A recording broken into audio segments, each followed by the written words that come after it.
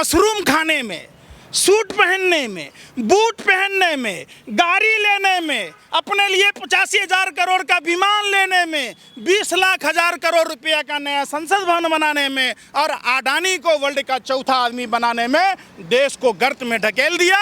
और हमें और आपको जाति के नाम पर, धर्म के नाम पर ये फसाद में उलझाए रखा ताकि हम और आप उस पर निगरानी न कर सके, उस पर सवाल न पूछ सके। गुजरात, भ्रष्ट गुजरात मॉडल दिखा होगा, सड़क अपने आप धंस जाती है, अंडरग्राउंड पार्किंग बन जाती है। प्रधानमंत्री ने जो नर्मदा नहर परियोजना लागू की थी, 24 घंटा भी नहीं बीते, टेस्टिंग में ही नहर बस गई, किसानों के खेती बर्बाद हो गए।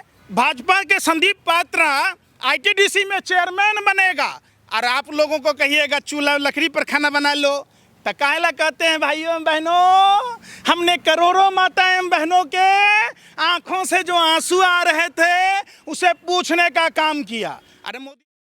नमस्कार, मैं हूं आपके साथ रिया और आप देख रहे हैं DS4 न्यूज़। जिस तरीके से कहा जाता था कि अच्छे दिन आ जाएंगे, लेकिन अब तो ऐसा हो गया है कि जहां पर जनता बुरे दिन का भी इंतजार बड़ी तेजी से करते हुए नजर आ रही है। कहा जा रहा था कि सब अच्छा ही होगा, लेकिन अब जिस तरीके की स्थिति देखी जा रही है, बुराई से भी अलग ही असर देखने को मिलता है। अभी इस समय हमारे साथ में यहाँ पर पंकज जी मौजूद हैं, उनसे बातचीत कर लेते हैं कि जिस तरीके से अभी देश में आप देख पा रहे हैं कि भाई विकास ज़्यादा हो गया है, महंगाई से जनता खुश है, क्योंकि इसी तरीके की स्थिति चाहती थी।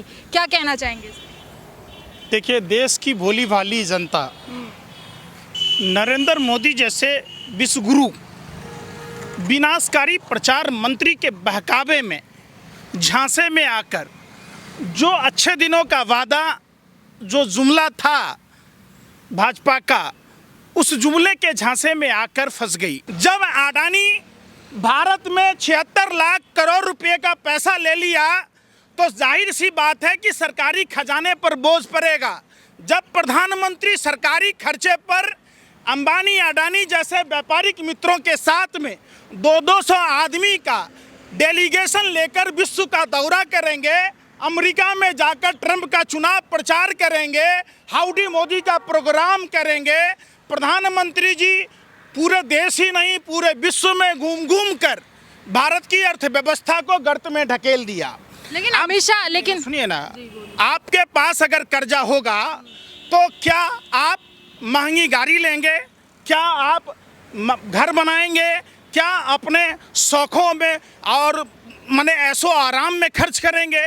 तो प्रधानमंत्री जानबूझकर मशरूम खाने में, सूट पहनने में, बूट पहनने में, गाड़ी लेने में, अपने लिए 85,000 करोड़ का विमान लेने में, 20 लाख हजार करोड़ रुपया का नया संसद भवन बनाने में और अडानी को वर्ल्ड का चौथा आदमी बनाने में देश को गर्त में ढकेल दिया।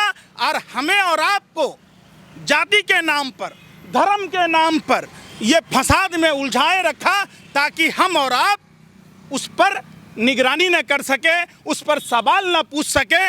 ये जितना गोरे अंग्रेजों ने देश को नहीं लूटा, इतना भाजपा आरएसएस के देश को लूट कर गर्त में ढकेल दिया। लेकिन अमित शाह तो ये कहते हैं कि जिस हिसाब से अन्य देशों की तुलना में सबसे ज्यादा काम अगर महंगाई पर नियंत्रण करने का काम किसी ने किया है तो भारतीय जनता पार्टी ने किया है। ये इन्हें अमित शाह खुद ही तारीफ पा रहे हैं। अमित शाह अपने बेटे को बीसीसीआई में सेक्रेटरी बना देते हैं। अमित शाह को चूंकि भगवा चश्मा पहना हुआ है, इनको कुछ नहीं दिखता। आज देश की स्थिति इतनी भयावह है और इतने बड़े भुखमरी के ज्वालामुखी पर बैठा है कि ये विस्फोट भारत के लिए, भारत की आवाम के लिए इतना भयावह होगा जितना आज तक के इतिहास में नहीं हुआ था। लेकिन इससे पहले अगर बात करें बीजेपी के नेताओं की, या जिस तरीके से उनके बयान आज से पहले दिए गए हैं, ये कहा जाता है कि महंगाई है तो चूल्हा जला लीजिए, क्या दिक्कत है? अगर गैस नहीं चला सकते तो चूल्हा जला लीजिए। भाइयों एवं बहनों, मित्रों, क्यों कर रहे थे गली गली घूमकर? ये कह रहे थे आटा पर जीएसटी, किताब पर जीएसटी, दूध पर जीएसटी, पनीर पर जीएसटी। ये कहते हैं कि जैसे मैंने 40 साल भरी जवानी में भीख मांग कर खाई है, पूरे हिंदुस्तान की आवाम को ये भीख मंगवाने की तैयारी में है। ये जानबूझकर लोगों को भिखारी बना रहे हैं, ये गर्त में ढकेल रहे हैं। आप एक बात बताइए, भाजपा के लोग, भाजपा के नेता विधायक बनेंगे, भाजपा के संदीप पात्रा आईटीडीसी में चेयरमैन बनेगा, और आप लोगों को कहिएगा चूल्हा लकड़ी पर खाना बना लो। तो काहेला कहते हैं भाइयों एवं बहनों, हमने करोड़ों माता एवं बहनों के आंखों से जो आंसू आ रहे थे उसे पूछने का काम किया। अरे मोदी जी, आपने तो के आंसू हिंदुस्तान के माँ बहनों के ही नहीं, हिंदुस्तान के भाइयों के भी के आंसू पिला दिया आपने। भारत की तमाम संपत्तियों को आज कितना कर्जा है अडानी पर, सिर्फ हिम्मत है किसी भाजपा नेताओं में। आप अडानी और अंबानी को छोड़िए। अरे फिर छोड़ दिए, कैसे छोड़ दीजिए? बैंकों में जो पैसे हैं वो भारत के जनता के पैसे हैं, यहाँ के किसानों के पैसे हैं, यहाँ के मजदूरों के पैसे हैं, यहाँ के माँ बहनों के पैसे हैं। जिन पैसों को अपना पैतृक संपत्ति समझकर सरकार में बैठे लोगों ने अडानी को दे दिया, अगर उन्हीं पैसों को देश यहाँ बिजली माफ़ करने के लिए इनके पास पैसा नहीं है, किसान को माफ़ करने के लिए पैसा नहीं है, इनको महंगाई कम करने के लिए पैसा नहीं है, इनको देश में स्वास्थ्य सेवा के लिए पैसा नहीं है। हिंदू हृदय सम्राट वाली सरकार तो है ना, पैसा नहीं है तो क्या हुआ बताइए? हम क्या हैं? हम हिंदू हैं कि नहीं हैं? आप हिंदू हैं कि नहीं हैं? 80% है आबादी हिंदू। हिंदू खतरे में कहकर हिंदू खतरे में नहीं है।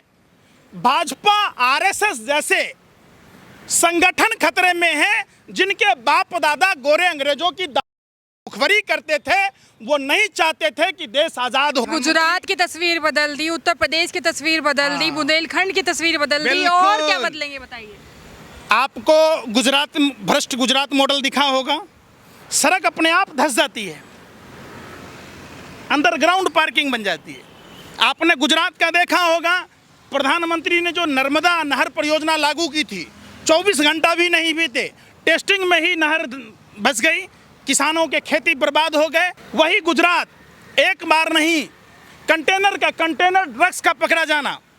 प्रधानमंत्री जी गांधी और पटेल के गुजरात को मोदी और अमित शाह का गुजरात बना दिया, ड्रग्स रैकेट का अड्डा बना दिया।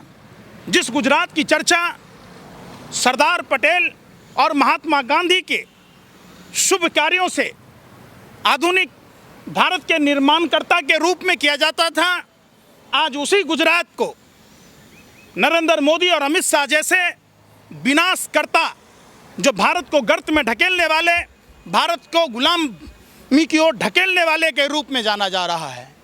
तो अब यही गुजरात मॉडल है, आप बताइए। लेकिन हिंदू सम्राट की तरफ से जो बातें कही जाती हैं, उनसे तो ये लगता है कि लोकसभा में हिंदू सम्राट की बात कहते हैं। किसको हिंदू सम्राट कहते हैं आप? हिंदू धर्म के 4 स्तंभ हैं, अर्थ, धर्म, काम और मोक्ष। हिंदू धर्म के 5 तत्व हैं, त्याग, तपस्या, बलिदान, क्षमा, परोपकार। इनमें कोई लगती है आपको हिंदू धर्म के अनुरूप आचरण? जिस चीज़ के लिए जाना जाता है, ठीक उसके विपरीत ये काम करते हैं। हिंदू धर्म 84 लाख योनियों के भरण पोषण की बात कहता है। हिंदू धर्म विश्व वसुधैव कुटुंबकम की बात कहता है। हिंदू धर्म सर्वधर्म समभाव की बात कहता है। हिंदू धर्म नर ही नारायण की बात कहता है। हिंदू धर्म में कभी आपने देखा देवताओं को कि किसी के घर पर बुलडोजर चलाते हुए, कोई बोले तो उसको नौकरी से बर्खास्त करते देते हुए कभी देखा आपने? कभी किसी की हत्या की बात हिंदू धर्म नहीं कहता है। ये लोग रावण, कौरव और कंस के मानने वाले लोग हैं कि जब भी रावण, कौरव और कंस से कोई सवाल पूछता है तो ये चिल्लाते, चीखते और उनको गद्दार, देशद्रोही कहते। ये उन्हीं के लोग हैं। हिंदू धर्म हमेशा से सर्वजन हिताय सर्वजन सुखाय की बात कहता है। हिंदू धर्म में नफरत की बात नहीं है। ये लोग हिंदू धर्म को तार तार कर दिया।